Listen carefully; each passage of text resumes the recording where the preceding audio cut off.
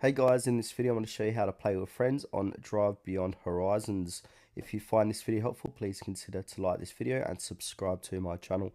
In saying that, let's just jump straight into the video.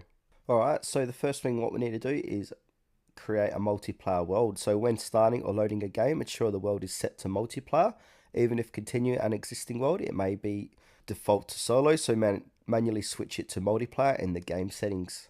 Then from there, simply start the server. So launch the game world and set a password to restrict access if desired. Note that Drive Beyond Horizons uses a peer-to-peer connection model, meaning the host game session acts as the server.